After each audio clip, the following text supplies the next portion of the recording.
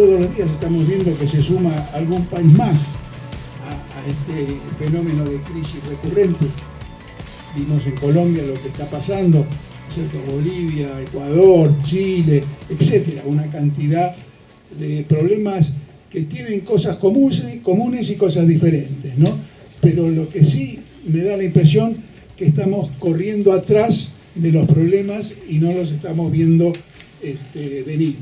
Así que todo lo que se discuta sobre estos temas, todo lo que podamos charlar en el campo académico, sirve para poder comprender este fenómeno nuevo que está conviviendo con nosotros y que llegó, creo, casi con seguridad para quedarse. Así que muchas gracias y bueno, aprovecharemos sus palabras para aprender algo.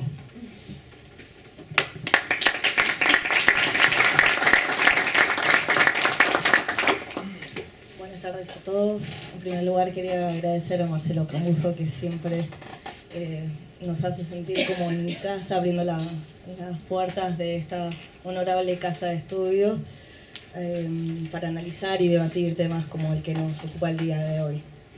A su vez, agradecer al Centro Internacional Demócrata Cristiano, que cree en cultura democrática y en este proyecto de formar a jóvenes y mujeres de partidos políticos, no solamente de Argentina, sino también de Bolivia y Venezuela, y quizás próximamente también en Paraguay.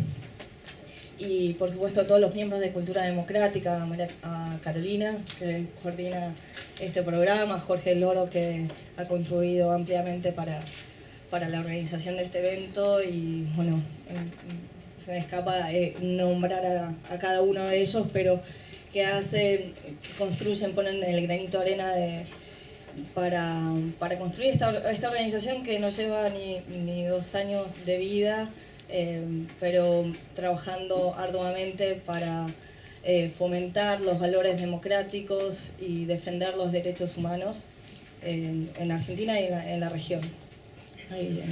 Especialmente en Argentina, en las provincias. Así que aquí se encuentran jóvenes de al menos 8 provincias de la República Argentina. Esta es la segunda Academia Nacional del programa de la Academia de Liderazgo e Innovación Democrática. Ya se ha hecho lo mismo en Bolivia y en Venezuela, y se ha hecho una academia regional recientemente en Bolivia antes del conflicto, justo antes de las elecciones. Todavía nos preocupa la situación de allí. Y brevemente, bueno, el tema que nos ocupa en el día de hoy, que es analizar la crisis democrática que golpea especialmente a la región, aunque sabemos que Europa no escapa a esa crisis u otras partes del mundo. Y desde Cultura Democrática buscamos achicar esa brecha que crean los populismos, tanto de izquierda o derecha, mal llamados así, pero nosotros apostamos al centro político, apostamos al pensamiento crítico, a la formación de los ciudadanos para romper con la indiferencia y para que realmente crear una cultura democrática en toda la sociedad. Creemos en la lucha no violenta y apostamos a la educación como motor para el desarrollo. Y entre otras cosas, como por qué tenemos un enfoque regional, porque no solamente tenemos solidaridad una solidaridad social a los más vulnerables, sino también una solidaridad democrática hacia aquellos países que viven bajo dictadura o sufren abusos de poder de sus gobernantes. Por eso nos preocupa especialmente la situación de Nicaragua, Venezuela, Cuba, pero bueno, como veremos en el día de hoy, la situación se expande a otros países. Así que simplemente esta introducción es para saludar a todos y contar brevemente lo que los convoca y el marco en el cual realizamos esta actividad. Y los dejo con una frase que quizás también sirva para el segundo panel, que es una frase de Frei Montalva, que decía que los hombres o los partidos que pierden claridad en sus ideas o la coherencia de sus actos corren hacia la esterilidad y disfrazan su desnudo en forma pragmáticas y derivan pronto a las peores fórmulas del oportunismo.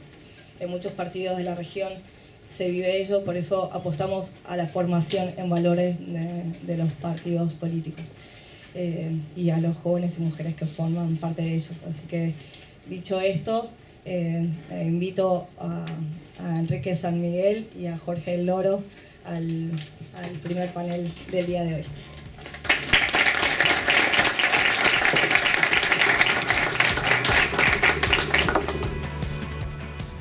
Gusto que estén con nosotros en este día importante, porque evidentemente, como decía Mica y como decía el doctor Camuso, estamos viviendo una época compleja en el mundo y creo que es un momento para los que nos encuadramos dentro de los valores humanistas cristianos reflexionar porque tenemos una gran crispación, una gran demanda por otro lado, y hay un exceso de ansiedad en los pueblos a que las cosas se solucionen mágicamente de un día para otro, ¿no? Y eso arrastra no solo a los políticos, sino también se lleva por delante a la democracia, que es uno de los valores que nosotros tenemos que defender a rajatabla. Y hoy Enrique nos va a hablar justamente del riesgo y la razón del humanismo cristiano, la pasión cívica por la concordia, justamente la concordia, que creo que es lo que no está imperando en este momento entre los humanos. Creo que estamos a veces muy lejos unos de otros y esto ha exacerbado, a mi juicio, el individualismo, ¿no? Y el culto a los bienes materiales en exceso. Hoy quizás se enfurece más una persona por que le han dañado el coche en un accidente que por lo que está pasando en la sociedad realmente, que es mucho más grave que el guardabarro abollado, ¿no? Y a veces se llega a la violencia en un hecho de tránsito menor. Para eso hay un seguro, no habría por qué generar ese tipo de encuentros, ¿no? Muchos de ustedes lo conocen a Enrique, pero de todas maneras necesitaría 2 o 3 días para presentarlo, me voy a tomar unos minutos.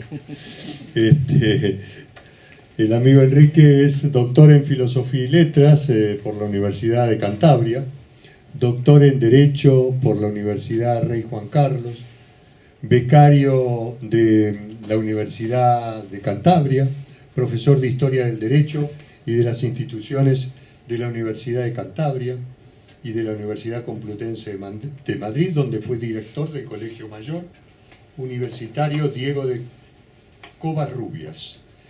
Desde enero del 2011 es catedrático de Historia del Derecho de las instituciones de la Universidad Rey Juan Carlos, es titular, profesor titular, secretario general, secretario de la Facultad de Ciencias Jurídicas y Sociales, director del Servicio de Publicaciones, coordinador y director del Máster de Acción Política y Fortalecimiento Institucional y Participación Ciudadana en el Estado de Derecho. Enrique también ha participado en innumerables investigaciones y publicaciones, por supuesto, documentos en distintos lugares del mundo, incluso en esta universidad. No sé si todos saben, pero Enrique es un enamorado del cine. Y su último libro, editado el año pasado, al cual recomiendo porque realmente es una visión muy particular de la disciplina del cine, se llama El Sol Ofuscado, Derecho e Historia en el Cine y la Literatura, la Edad Moderna. Está editado en Madrid por Dickinson, así que lo podremos conseguir en esta, en la Casa del Libro. Habrá que viajar a la Gran Vía. Enrique, un gusto de tenerte nuevamente y aquí está todo tuyo, el auditorio.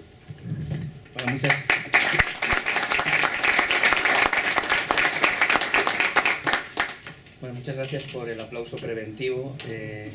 Muchas gracias a Jorge por la presentación y por sus buenos oficios para hacer posible mi presencia hoy aquí.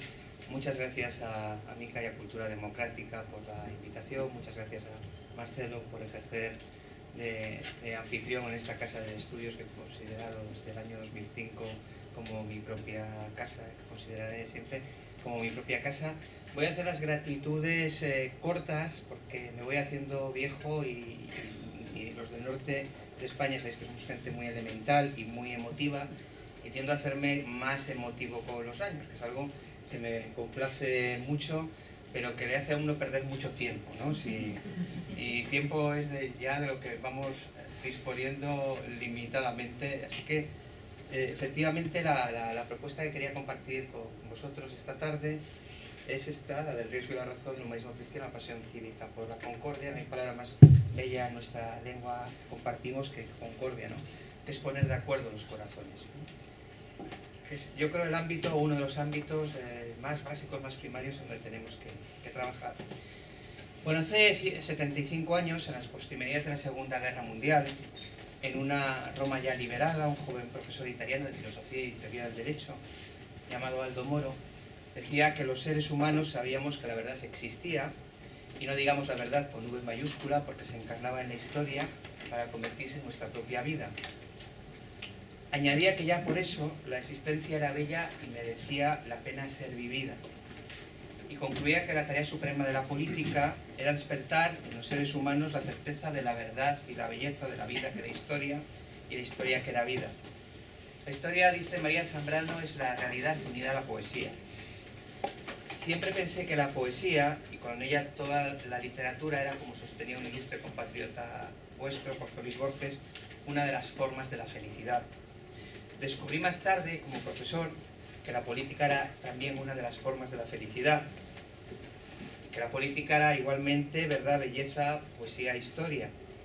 Esta ciudad, este país y esta universidad fueron parte esencial de ese descubrimiento. Francisco de Medrano, exquisito poeta sevillano del siglo XVI, afirmaba que quien dice que ausencia causa olvido mal supo amar. Quien tiene memoria ama, y por lo tanto es historia. Y quien sirva a la historia como itinerario de emancipación del ser humano, descubrirá que es implacable, despiadada e ingrata. Pero también tendrá la certeza de que servir a nuestros semejantes, como yo les he servido y les sirvo, empezando por mis estudiantes, es una manera de hacer política que trasciende más allá del tiempo.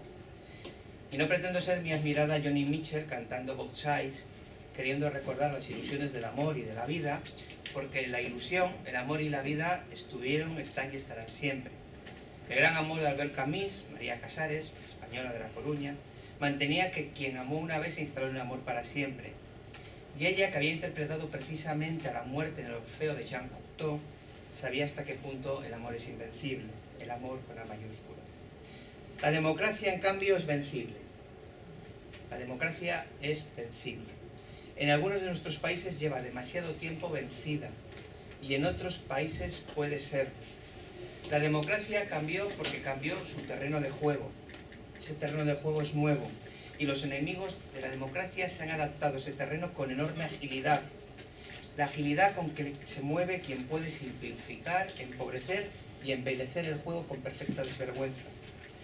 Los extremismos han adaptado un nuevo significado en un mundo que igualmente entró en un cambio de época que, como todos los que le precedieron, beneficia siempre políticamente a una misma concepción del poder que aniquila y domina.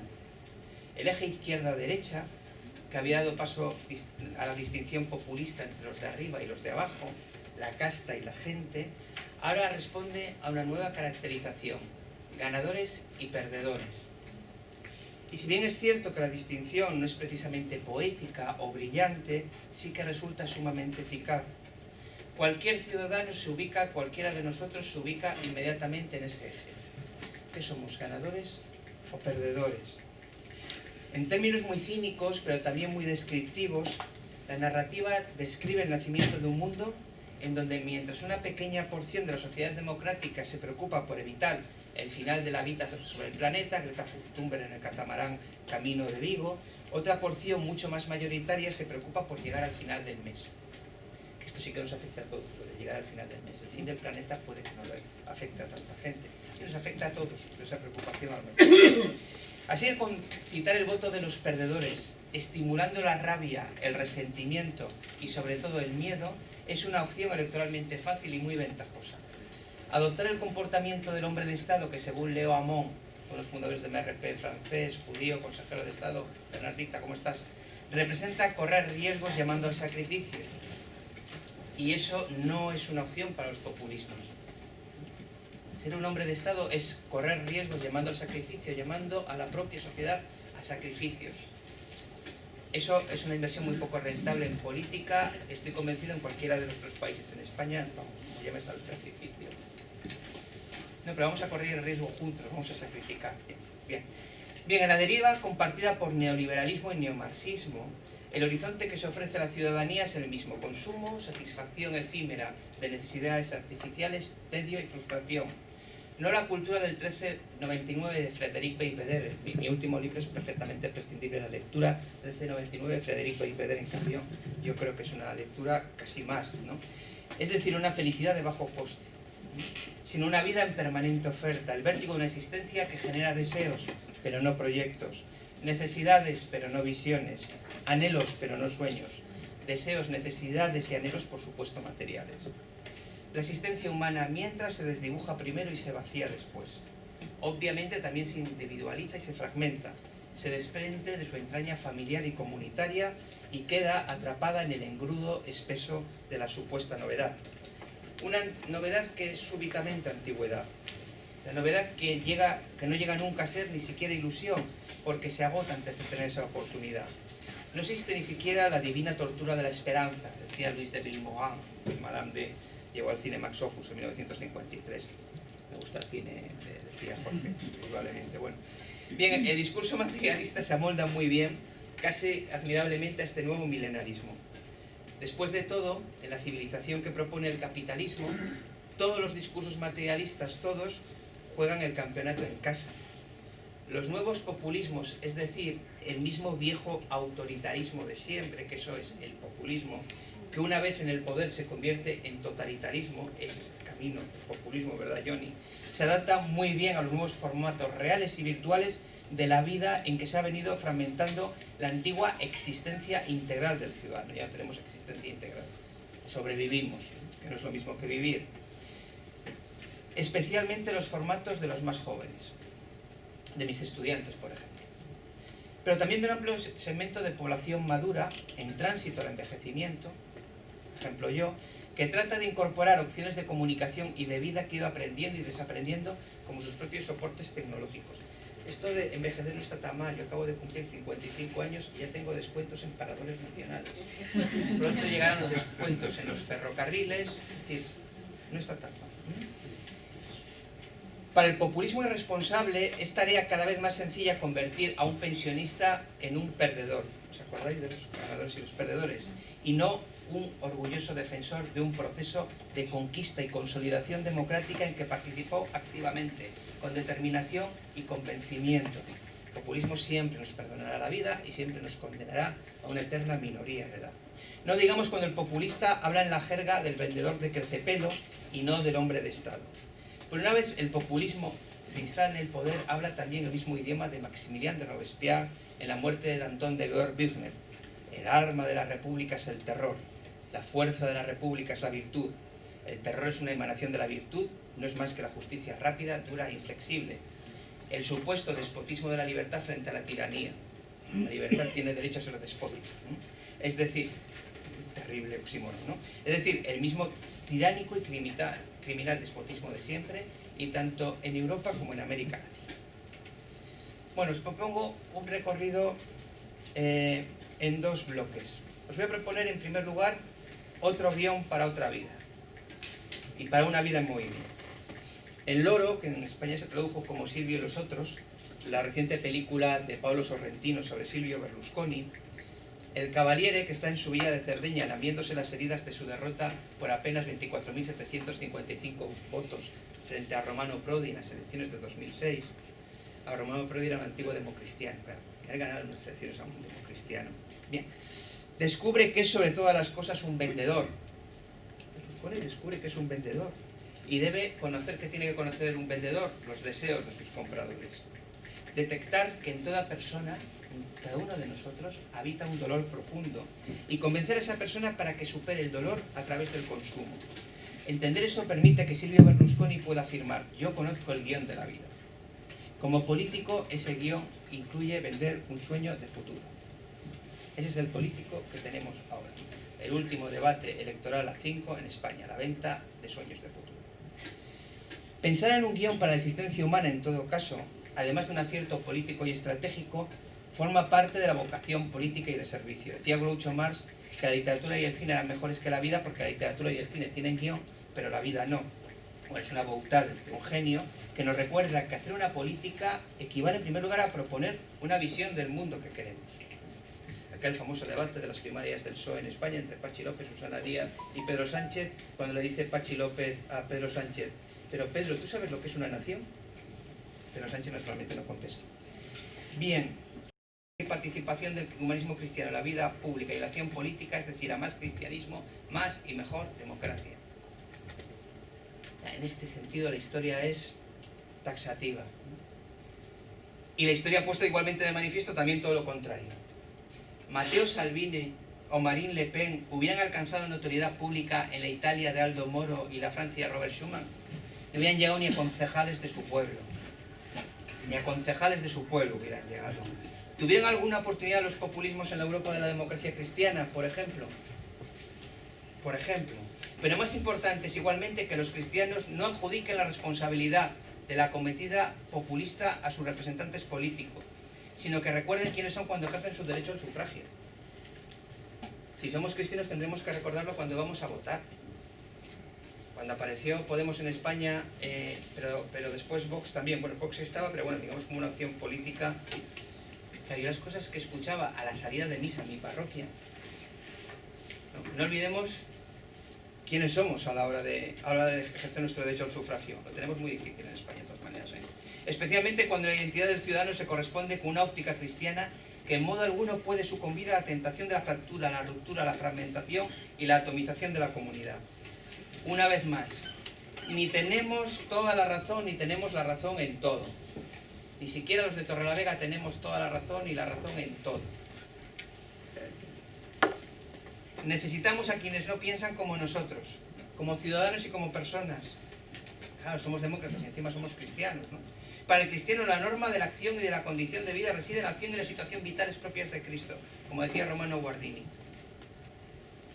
Cristo, vamos, no se acercaba a todo el mundo, y dejaba que todo el mundo se le acercara. Presencia histórica concreta, Cristo, y no abstracción o especulación indeterminada. Una historia humana transformada, ampliada hasta la eternidad, multiplicada en sus posibilidades, emancipada, fraterna. El compromiso, en definitiva, con una vida entusiasmada. El cuarto compromiso, que voy a tratar de acortarlo, me entusiasmé a preparar esto porque es en lo que estoy trabajando ahora, que es el reencuentro con la mística de la acción humanista. Nos responsabilizamos de nuestros conciudadanos y los cuidamos porque son nuestros hermanos. Y estoy trabajando en una cosa que se llama la democracia del cuidado. Perdón por la interrupción, probablemente porque yo ya estoy para que me cuiden, como habéis podido deducir. Bien, cuantos somos, lo somos gracias al cuidado de los demás, comenzando por nuestros padres y nuestras familias. No existiríamos sin ese cuidado. Y con esa humildad y ese sentido del deber de reciprocidad personal y comunitaria debemos hacer honor al descomunal desafío de que la civilización democrática y humanista sea también la civilización del cuidado. El humanismo cristiano luchó durante un siglo por preservar la igualdad y la diferencia, la pluralidad y la unidad. Ahora un nuevo horizonte de justicia y de fraternidad integrales se dibuja. El cuidado y el sentido de la responsabilidad hacia todos cuantos los necesitan. Y no como un ejercicio buenista o pacato, más bien y en todo caso egoísta. El cuidado nos completa como personas y ciudadanos. En términos políticos e institucionales, además, el cuidado completa de democracia que queremos los cristianos. Cuidar representa una magnífica síntesis de los principios, las motivaciones, los impulsos, los sentimientos, la convicción y el compromiso que empuja al humanismo cristiano al despliegue de una acción transformadora en el mundo. Significa, en primer término, promover y fortalecer los derechos y las libertades fundamentales, incorporando a la comunidad política a quienes se encontraban muchas veces privados de la plenitud del ejercicio de sus derechos políticos. Significa asumir como propias las inquietudes, necesidades, expectativas o ilusiones de quienes, por razón de poseer capacidades diferentes, no pueden acceder por sí mismos a la vida plena a la que tienen derecho. ¿Se ha visto una película española que se llama Campeones? El discurso cuando recibe el Goya al mejor actor secundario, mejor actor de reparto de uno de sus protagonistas, ¿no? Cuando le da gracias a sus padres por haberle tenido. Bueno, 40 años después estaba ganando un Goya. Bueno, prosigo. La democracia del cuidado como expresión institucional de la civilización del cuidado equivale a una formulación más exigente, más amplia y más radical de la condición humana. Representa entender la democracia como lo que verdaderamente es. Una solución política revolucionaria que por humana promueve la igualdad de oportunidades, de expectativas y de ilusiones, y donde cada persona se convierte en ciudadano a través de un compromiso integral con el bien común. Dice Jorge Edwards que seguramente hay una internacional del poder del mundo, seguramente tiene razón el gran escritor chileno, Pedro Cervantes, también de las letras. Nosotros pertenecemos a otra internacional, que es la internacional de la entrega, el servicio, la cercanía y la calidez, especialmente con quienes más lo necesitan. Si existe un horizonte de globalización que deshumaniza, que aliena y uniformiza al ser humano concreto, para intentar transformarlo en fuerza de trabajo y unidad de consumo, el cuidado humanista cívico y democrático representa la edificación de un baluarte de las libertades y una alternativa discursiva y existencial. La democracia que cuida se ocupa de toda ciudadanía y concede espacio, atención, singularidad y relevancia efectivas a cada persona. Es la democracia que derrota el discurso mediocre, egoísta, insolidario y de enfrentamiento y fractura que propugnan los populismos. El cuidado, en fin, representa también una colosal oportunidad para la actualización de la pasión militante que un día motivó el compromiso político. La mística, la pasión y la mística que estamos necesitando, la mística que hace posible que la ilusión política se convierta en una fuerza imparable y que la democracia se transforme en lo que es una permanente novedad. Necesitamos un nuevo derroche de mística cívica. El horizonte de la civilización pertenece a un tiempo que es presente perpetua en la militancia humanista cristiana, el tiempo del entusiasmo. El entusiasmo puede derrocharse una y otra vez porque es inagotable. El humanismo de la razón práctica puede y debe ser ejemplar en su sentido del compromiso, de la acción infatigable. Un nuevo derroche de entusiasmo nos persuadirá de la realidad central de nuestro tiempo democrático, que tenemos que refundarlo, recrearlo y reinventarlo, pero no haciendo tabla rasa del pasado, ni a través de la práctica del adanismo político, sino mirando hacia adelante y mirando unidos. Y termino, pero termino de verdad. La despedida del padre Pierre, adiós muchachos, o la política como manera de ser y de estar en el mundo. Una película que, si no habéis visto, Los Enfants de Louis Malle, muy recomendable. Bueno, bien, el humanismo cristiano comporta una manera de ser y pertenece como la pasión y el entusiasmo a todo cuanto no resulta medible ni tiene precio. Nuestra dialéctica es la del abrazo, nuestras alegrías las compartidas y nuestros placeres los de la Carmen de Bizet, para empezar, a libre placer son adé, ¿no? Pero también los pequeños placeres de las personas elegantes de Robert Schumann, la conversación, el paseo, la sobremesa larga, la lectura, la presencia de la familia y de los amigos. Celebrar la vida, la celebración de la vida y la celebración de la vida cada día. Así que resta una última reflexión.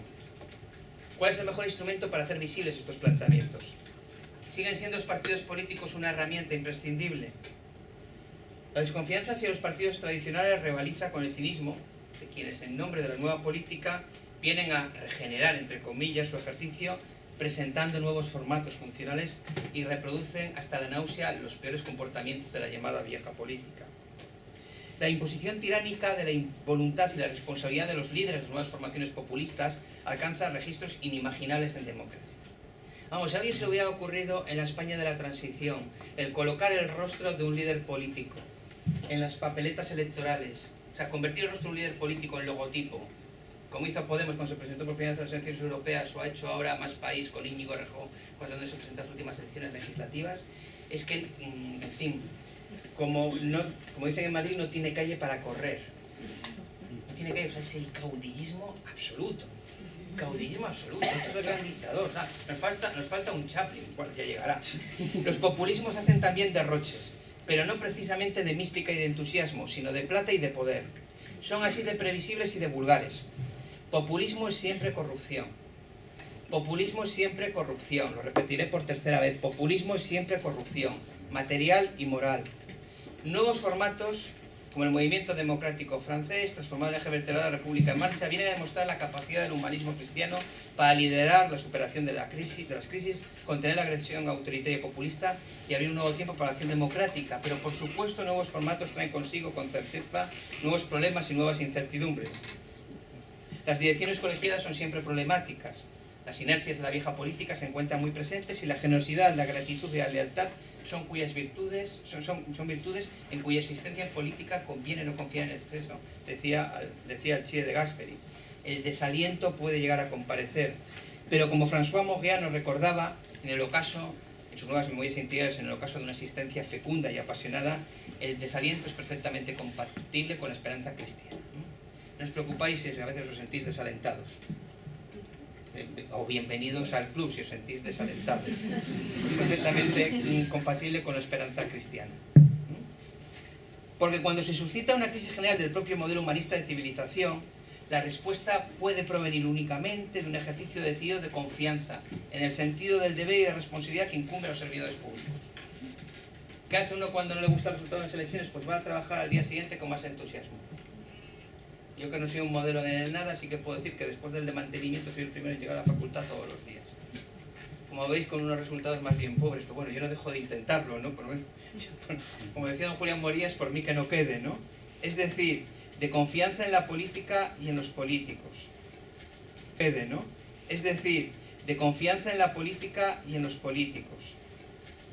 Tenemos que confiar en la política y tenemos que confiar en los políticos, sí. Tenemos que confiar en los políticos, sí. Tenemos que confiar en los políticos, sí. Porque tenemos que confiar en los políticos, lo digo también 3 veces, con el mismo énfasis que he dicho antes, que el populismo es siempre corrupción. La democracia avanza cuando los demócratas creen en primer lugar en sus representantes. Simone Weil mantenía que participar en el juego de fuerzas, que Luis es un gran experto en Simone Weil, participar en el juego de fuerzas que mueven la historia. Mentira que participar en el juego de fuerzas como en la historia, me distraje, apenas es posible sin mancharse o sin condenarse de antemano a la derrota. Pero igualmente, refugiarse en la indiferencia tampoco resulta posible sin una gran consciencia. Podemos elegir así pues entre mancharnos o permanecer impolutos en la indiferencia inconsciente. No hay término medio. Lo malo de esto es que o te comprometes o no te comprometes. No existe el semicompromiso. En mi tierra había una vez una especie de caudillo calco que tuvimos Juan Almachea, un parque zoológico en donde había animales en estado de semilibertad. Bueno, eres libre, no eres libre, no eres semilibre, ¿no? No hay término medio, insisto. En el bicentenario del poema El infinito de Giacomo Leopardi, yo prefiero el naufragio a no navegar. Es un naufragio siempre dulce, porque la derrota en efecto nos aguarda, pero únicamente a los que luchamos.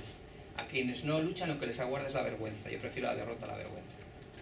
Hace ahora 75 años, en la Francia ocupada, la Gestapo descubrió que los sacerdotes de un internado carmelita próximo a Fontainebleau estaban escondiendo a varios niños judíos. Es que la resistencia al nazismo y al fascismo y al estalinismo en Europa en la Segunda Guerra Mundial fue básicamente cristiana. Lógicamente. El padre Jean, que era el cerebro de la red de protección a los pequeños, fue detenido en compañía de los propios niños judíos y el internado fue cerrado. Entre los estudiantes del centro que eran compañeros de los niños y que una mañana terrible, aquel gélido invierno, aquel febrero de 1944, presenciaron la irrupción de la policía en el colegio y la detención de los estudiantes judíos y del sacerdote, se encontraba el realizador Louis Malle, quien en 1987 habría de convertir el suceso en una delicada obra de arte, que se llama Au revoir les enfants, adiós muchachos.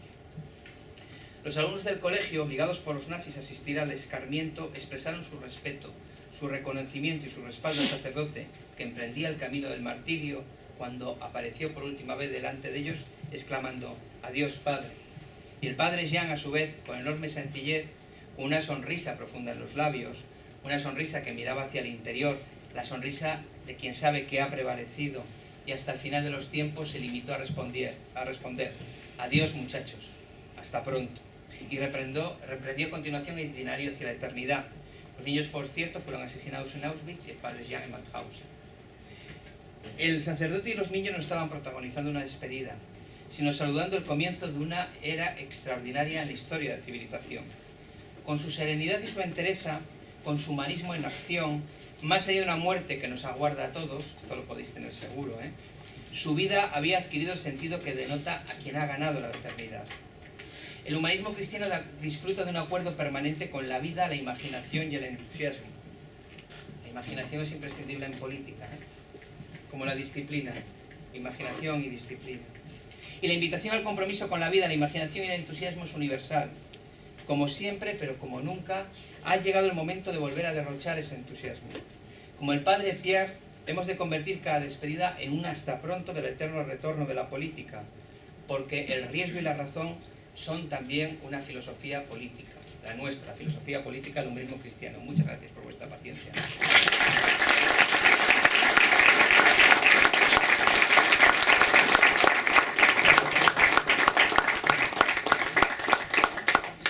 Bueno, después de esta magnífica reflexión del amigo Quique, mucho más no queda por decir, sino ponerse a trabajar. Pero me tocaba a mí hacer, no un raconto de lo que ha dicho, porque lo ha dicho muy bien y creo que tenemos que reflexionar sobre sus palabras.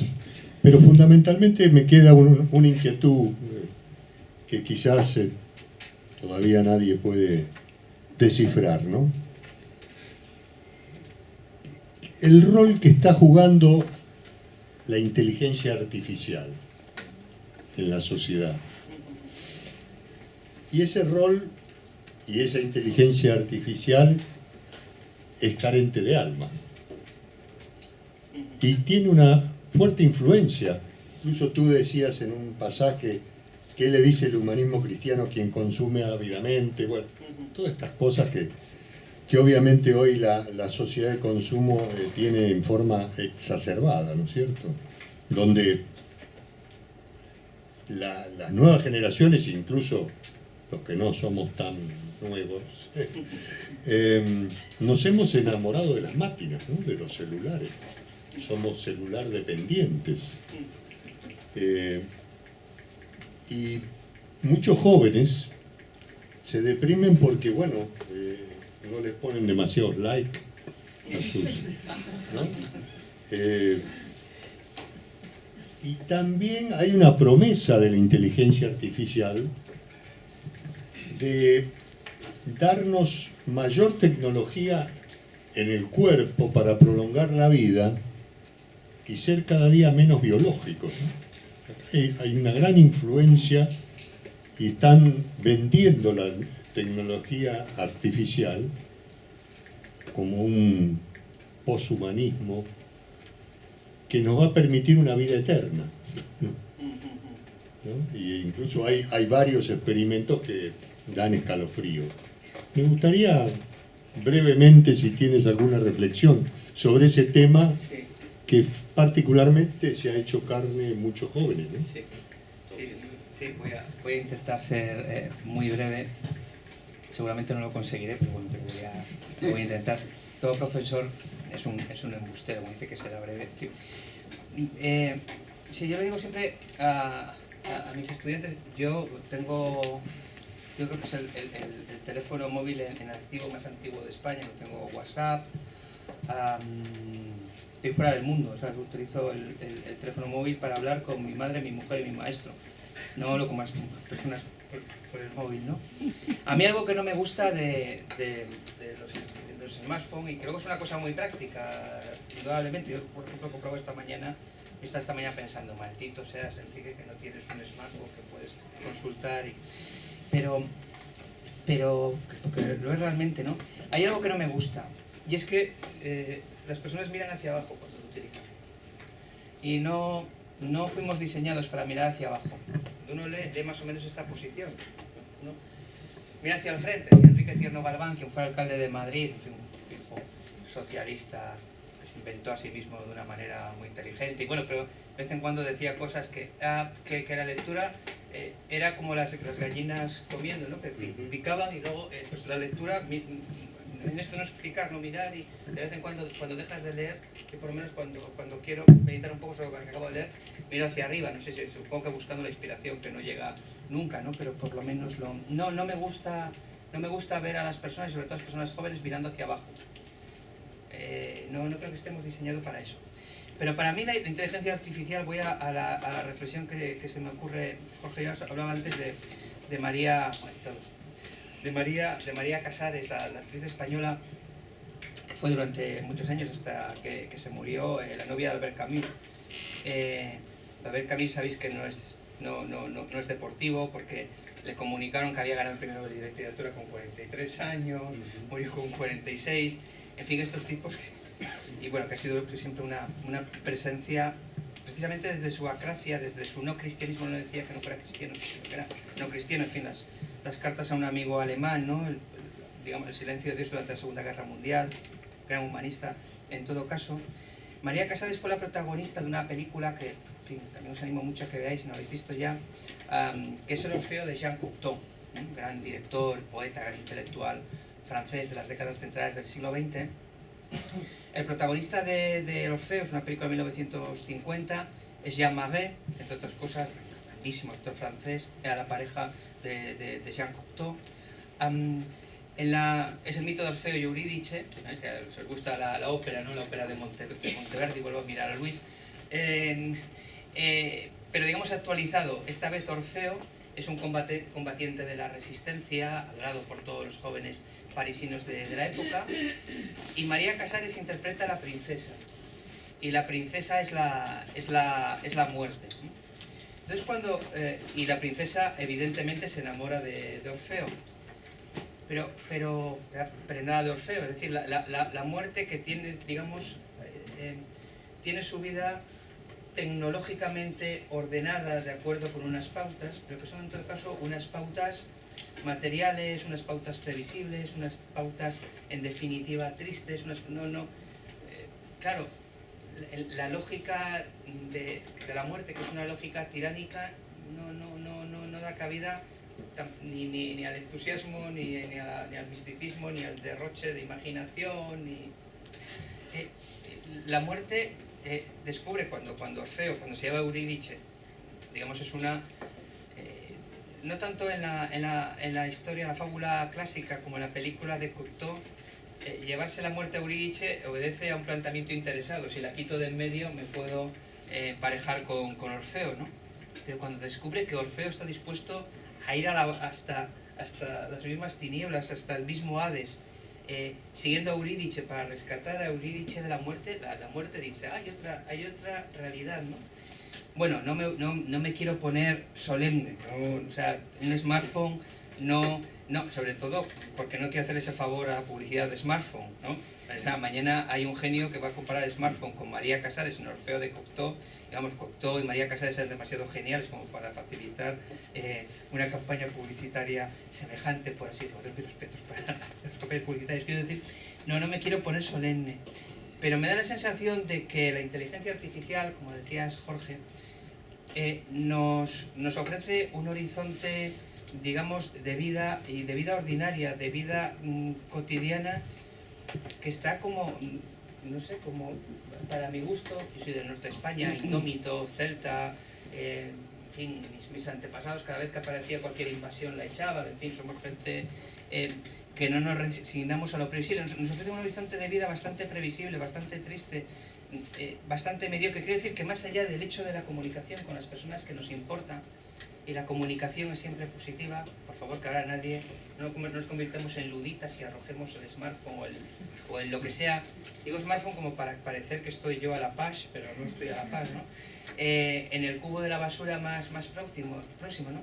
Pero la inteligencia artificial, que pretende incesantemente sorprendernos, en el fondo, yo lo decía antes hablando de la novela de Frédéric Beigbeder, ¿no? El 1399, ¿no? La rebaja, la ocasión.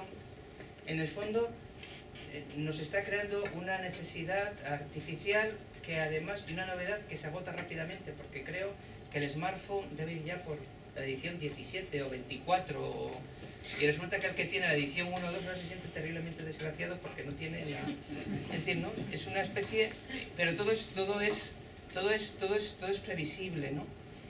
Y yo creo que si una cosa tenemos derecho a esperar de la existencia y una cosa nos aseguró nuestro Señor Jesucristo con su resurrección, es que los seres humanos tenemos derecho a lo imprevisible, ¿no? En ese momento, no sé si sois tan tolkienianos como yo, ¿no?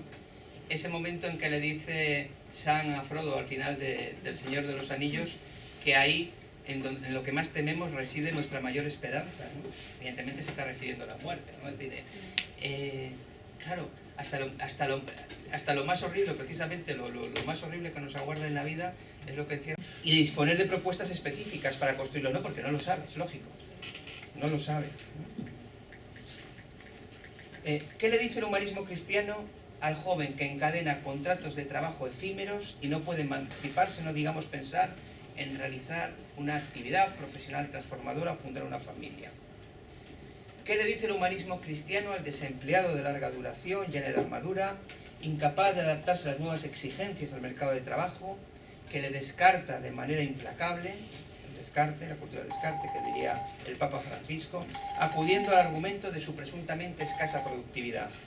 ¿Qué le dice el humanismo cristiano a quien consume ávidamente series de televisión en su propio ordenador, que ya sé que no lo hacéis ninguno, y no va al cine con sus amigos o habla por las noches con su familia?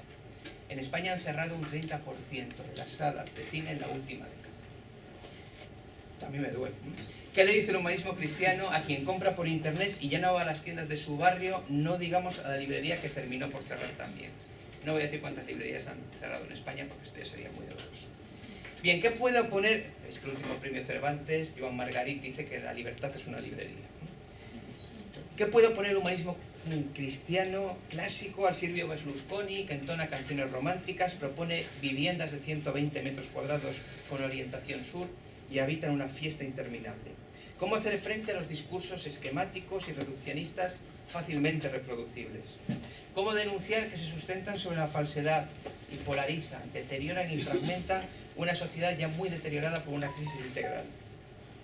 ¿Qué le dice el humanismo cristiano a quien se siente distante de una actividad política que más que aportar soluciones las genera?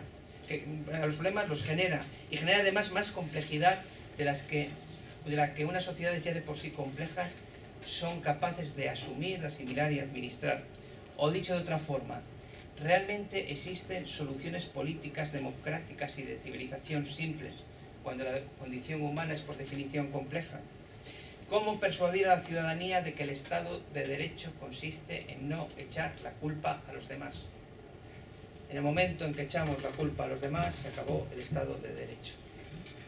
¿Qué está diciendo hoy el humanismo de la razón práctica?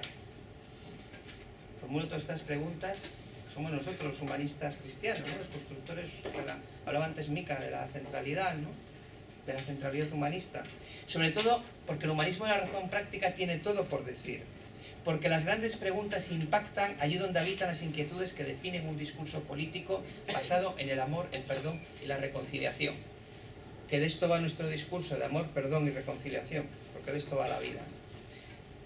Pero en medio de una humanidad que vive a cada vez mayor velocidad, el populismo no permite que ni la pregunta ni la respuesta se formulen, ni siquiera permite la reflexión. Quien duda, matiza o reflexiona, no digamos quien se pone en los zapatos del otro, pierde. Y si el problema no existe, el relato populista lo fabrica. No os preocupéis que si no hay un problema, ya se encargará el populismo de fabricarlo o de inventar. El humanismo cristiano no puede asumir, aceptar o convertir la conversión de la democracia en un mercado. Pero tampoco renunciar irracionalmente al espacio que le corresponde, y tanto en términos políticos y de identidad como estratégicos, que es la centralidad en la que se emplaza por convicción al servicio del encuentro, del diálogo, de la concordia y de la construcción de una más amplia, sensible y comprometida democracia, en donde los poderes públicos sirven a la ciudadanía. Una centralidad cuya defensa obedece a una necesidad del Estado de Derecho, pero también del accionar político. Cuando la centralidad se debilita, no digamos cuando la centralidad se desvanece o desaparece, la democracia se convierte en el juguete de la irracionalidad, el oportunismo y el sectarismo. Lo que no ha quedado destruido, sino huérfano de interlocutor político y partidario, es un amplísimo segmento de la ciudadanía que no se ha movido del espacio en el que vive, trabaja, coopera, dialoga, paga sus impuestos y participa en la vida pública. Una ciudadanía que se nutre de una profunda conciencia democrática, de moderación, de afabilidad, de sentido del respeto y voluntad de convivencia en la unidad y pluralidad, que es el sentido que define nuestras sociedades. Una ciudadanía con sentido de historia, sentido de la responsabilidad y sentido de la fraternidad. Una ciudadanía que no quiere sociedades polarizadas y tampoco alternativas políticas que acentúan el egoísmo de la fractura frente a la grandeza de los proyectos históricos compartidos. Una ciudadanía que en el humanismo de la razón práctica reconoció siempre un interlocutor inequívocamente democrático, fiable, responsable y distante de toda forma de extremismo. Y aquí reside el primer desafío del humanismo cristiano, restablecer el histórico vínculo y la íntima conexión con esa ciudadanía que quiere diálogo y acuerdos, sensatez y humildad, sencillez y civismo. Un segundo bloque que os propongo es la pièce de résistance, la pieza, digamos, fuerte, el plato fuerte, la traducción al castellano de esta intervención. Una democracia generosa debe asumir nuevos compromisos y responsabilidades. Yo quiero proponeros que asumamos hoy algunos compromisos en esa democracia generosa. Bien, cuando hace un cuarto de siglo Pierre Letamendia le dedicó una monografía espléndida al movimiento republicano popular, el partido de Schuman y de Midon, François Bayrou, luego el movimiento democrático, en fin, el corazón del corazón de lo que luego ha sido la República en Marcha de Emmanuel Macron, compuso un no menos espléndido prólogo en el que definía a las fuerzas humanistas cristianas que reconstruyeron la democracia en Europa y en América Latina tras prolongados regímenes dictatoriales como una familia. Una familia cuyo mensaje europeo constaba de preocupación social, integración, afán de reconciliación y búsqueda de la proximidad entre los ciudadanos y los centros de decisión. Y resumía el ideal del movimiento humanista cristiano, republicano y popular en una frase: que la república sea más generosa con el pueblo y la nación más generosa entre las naciones. Esa es una gran república, esa es una gran nación. Como divisa común, la generosidad. Como divisa de vida, la generosidad. La inversión más rentable, no puede hacer la inversión en generosidad si uno lo quiere ver de manera egoísta. Lo de la Madre Teresa, ¿no? Yo no soy buena, soy egoísta, ¿no? Hacer lo que hago me hace sentirme bien, pues hubiera habido 50 como ella. Bueno, prosigo. Casi un cuarto de siglo después, las claves siguen siendo las mismas: obrar con genuino, visible y ejerciente desprendimiento. La generosidad y la gratuidad no son conceptos huecos, sino la alternativa a una decadencia siempre advertible allí donde florece el egoísmo. Antes estábamos hablando de la decadencia. Los populismos han presentado una enmienda a la totalidad a la democracia, audiendo a una retórica épica y cursi al mismo tiempo. Y tanto en Europa como en América Latina. Yo lo que no soporto del podemismo es lo cursis que son. O sea, ya sé que tienen peligros, el chavismo a la española encierra peligros, nada. Cursis son. Qué bonito es ver a un pueblo sonreír. Infumable, ¿no? Esa retórica se sostiene sobre la permanente pretensión de superioridad moral y de ejemplaridad ética, de acuerdo con un manual ya vetusto, aplicado por todas las dictaduras en el siglo XX, que estas son las dictaduras del siglo XX, a ver si nos enteramos, que esta historia ya la conocemos, que esta película ya la hemos visto, y era mala, malísima. Pero algunas de esas dictaduras sobreviven. O no sobreviven algunas de las dictaduras del siglo XX, no me refiero a las recientes, no estoy hablando pensando en Venezuela. O no recibió el otro día Raúl Castro al rey de España. Bueno, voy a dejar esto porque es demasiado doloroso. Y la democracia no puede ignorar ese desafío. Por eso, cuando se formula la pregunta ¿qué aporta hoy el humanismo a la razón práctica?, en primer lugar se dibuja esa capacidad para dotar no solo a sus propias propuestas, sino al funcionamiento del conjunto del sistema democrático, de una vocación de exigencia en el estilo, en el civismo, en la disponibilidad y la accesibilidad del servidor público.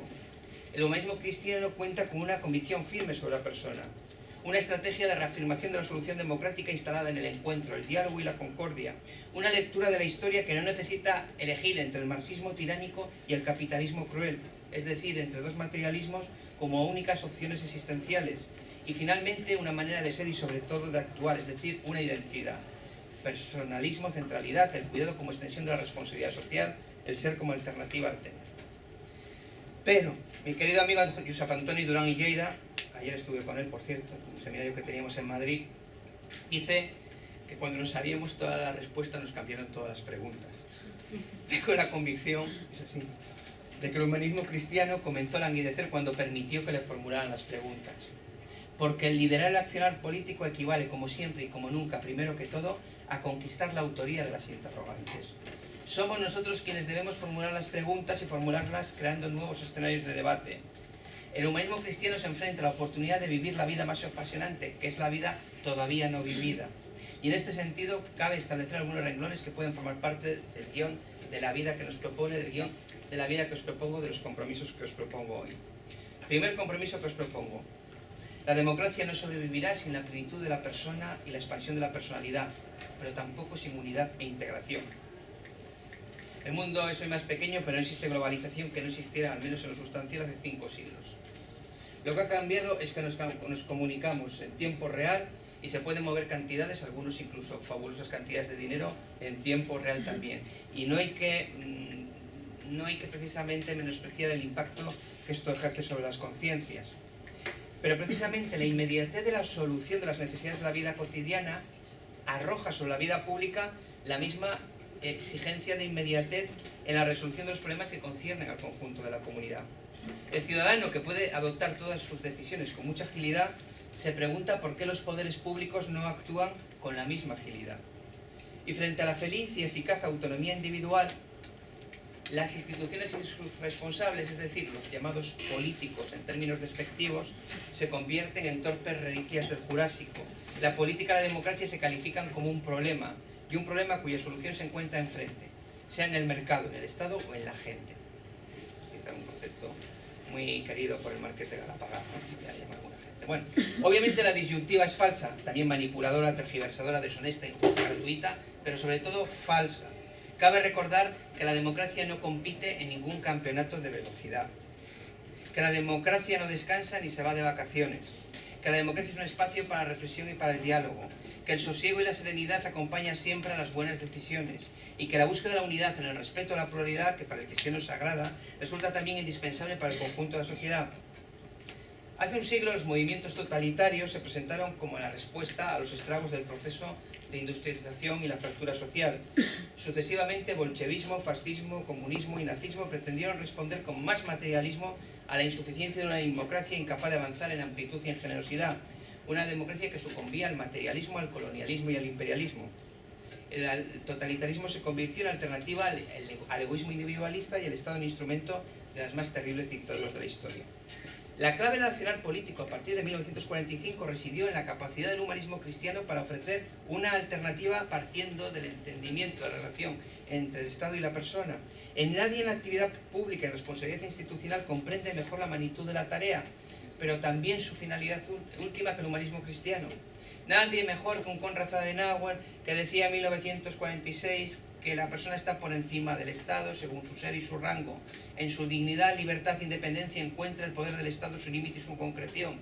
Pero la libertad personal no significa limitación y arbitrariedad. Obliga a cualquier persona a pensar siempre en la responsabilidad que tiene para con su prójimo y para con todo el pueblo. Eso quiere decir que el humanismo cristiano acude al encuentro de las personas, sean como sean, piensen como piensen y hagan lo que hagan, dentro del cauce democrático. Seamos como seamos, pensemos como pensemos, hagamos como hagamos, lo que hagamos, tenemos que acudir al encuentro de las personas. Cuando las ideas y la identidad están claras, no hay problema para dialogar. Quien no quiere dialogar es el fanático, y el fanatismo es siempre un producto de la inseguridad y del miedo. Las personas que más miedo tienen en este mundo son los fanáticos.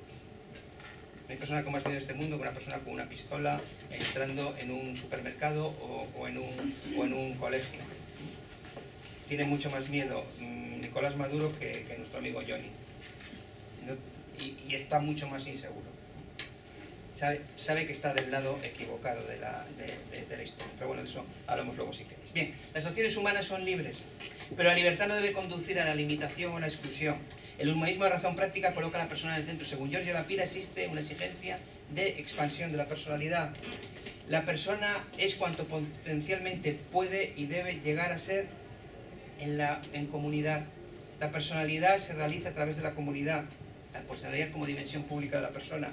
No se trata de enunciados bien intencionados o de meras declaraciones grandilocuentes.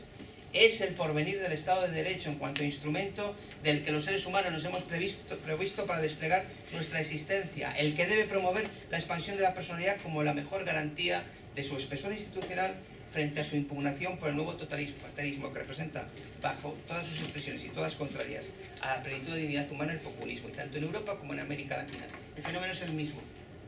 Estamos hablando de lo mismo. Son los mismos. Es la misma vieja matraca. No han innovado. Bueno, ahora hablaré de eso. Bueno, la innovación es acudir a Carl Schmitt y hablar de hegemonía, ¿no? Pero bueno, de eso hablamos ahora.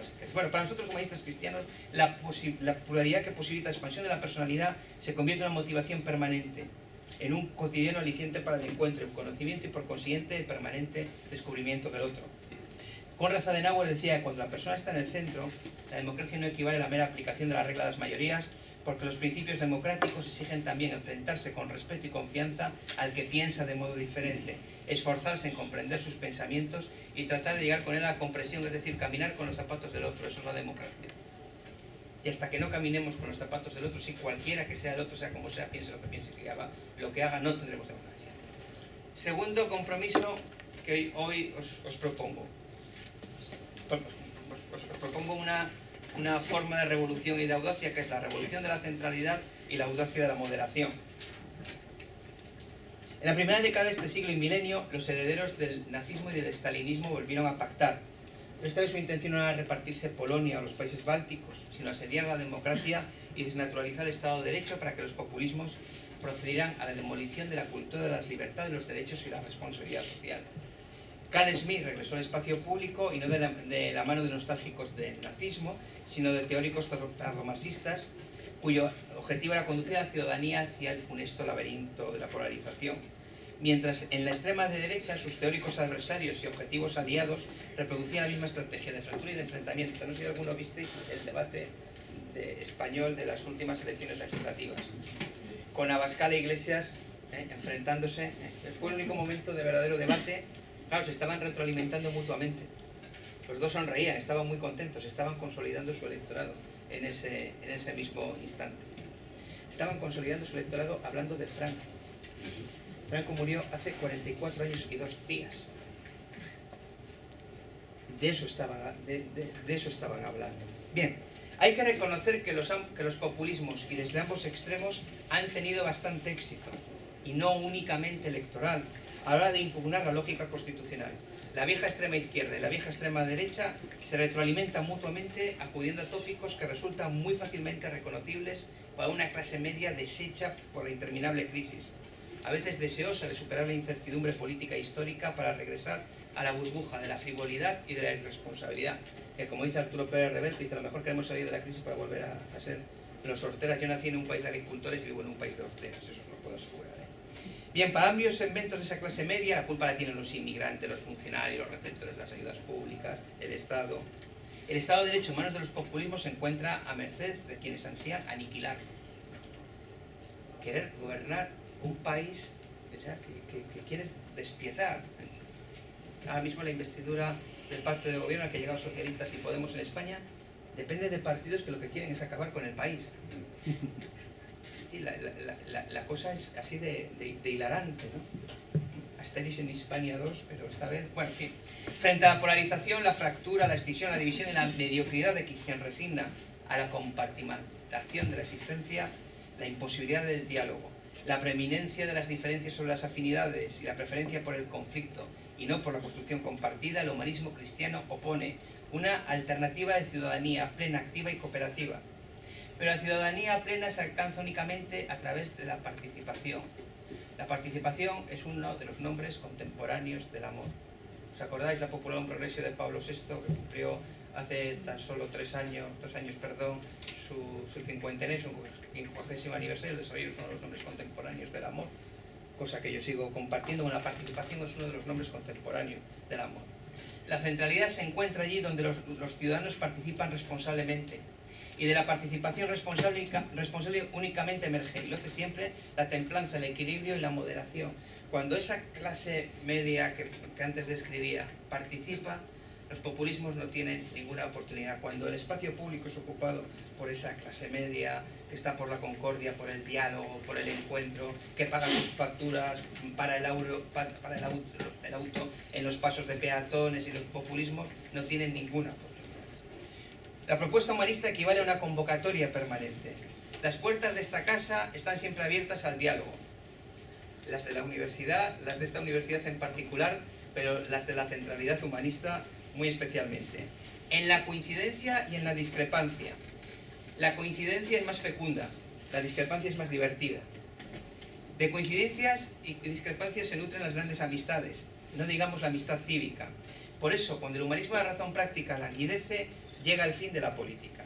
La extinción de la lógica de la pluralidad que encuentra en el diálogo y el debate públicos el instrumento para la construcción y el crecimiento de los derechos y de las libertades. Ni que decir tiene que el fin de la política representa el fin del proceso de civilización. Porque la política representa la determinación humana de convivir en justicia y en libertad y posibilita que una comunidad establezca objetivos comunes, adopte la voluntad firme de alcanzarlos y señale los medios racionales para su obtención. La política conduce a los seres humanos a la plenitud a través del encuentro. La centralidad es ese permanente encuentro. En todos los supuestos, como en la vida cotidiana, la centralidad representa que los seres humanos somos lo bastante inteligentes y lúcidos como para reconocer lo obvio, que nos necesitamos los unos a los otros, que la presencia del otro es imprescindible, que existimos gracias a quien nos ve, nos sabe, nos piensa, nos imagina o nos quiere. El poema de Buen Amor del gran poeta asturiano Ángel González. Yo sé que existo porque tú me amas. Sabemos que existimos porque hay personas que nos quieren, si no, no sabríamos que existimos. ¿Qué es lo que nos devuelve el espejo todas las mañanas? Parte de un hombre más viejo, o no nos devuelve nada. Nuestra existencia la conocemos gracias a los demás. Para el humanismo cristiano, además, esa convicción no se circunscribe a la esfera secular. Tercer compromiso, la trascendencia como derecho y garantía democrática. Tenemos derecho a la trascendencia. La trascendencia es un derecho político incluso. El humanismo cristiano, en su identidad más profunda y en su legítima y democrática pretensión cívica, no es compatible con una perspectiva de la experiencia humana que pretenda despojar a las personas de su derecho a creer y su vocación hacia la trascendencia. Un derecho y una vocación tan respetables como cuantas afirman todo lo contrario. Que yo respeto mucho a quienes no creen ni en las aspirinas. Pero yo supongo que soy igualmente respetable porque creo, ¿no? Espera, el próximo año de la historia de España va a tener muy poco de economía, la economía la dicta Bruselas, y lo que va a tener es mucho de ideología. Va a haber una ofensiva sistemática contra cuanto el cristianismo y la Iglesia católica representan. Somos conscientes, ¿eh? Estamos preparados, ¿eh? Ya dijo un poeta que empezó siendo un humanista cristiano, Miguel Hernández, que cantando espero la muerte, que los señores que cantan debajo de los fusiles y por encima de las batallas, ¿no? Pues bueno. Prosigo, sin privilegios, pero sin limitaciones en ninguna esfera, ni privada ni pública, dentro de una legalidad democrática que se nutre de esa pluralidad de visiones y de la certeza que en ese ámbito reside una de sus más distintivas fortalezas. Afirmar la dimensión esencialmente espiritual de la condición humana no obedece a una consideración piadosa. Como diría Manuel Munier, ni profetismo taciturno ni buen humor de sacristía. Simplemente, si no se afirma la dimensión espiritual del ser humano, se carece de argumentos contra las pretensiones totalitarias, autoritarias, populistas o simplemente materialistas. Esto quiere decir que sin ideas no podemos vivir, no podemos avanzar, que no, ya el debate no es como en 1992, Clinton contra Bush padre, es la economía, estúpido. Ahora el debate es de ideas, son las ideas, estúpido. Es de las ideas de lo que estamos hablando. Al materialismo, al populismo, al totalitarismo se le derrota con ideas. Por eso es tan importante lo que antes decían Marcelo, decían Mica, con formación, con educación, pero con crecimiento desde dentro. ¿Cómo crecen las personas? El crecimiento físico se agota. Me gustaría medir 20 centímetros más, esto no va a ser posible. No hubiera llegado a ser ala de la selección española de rugby, en fin.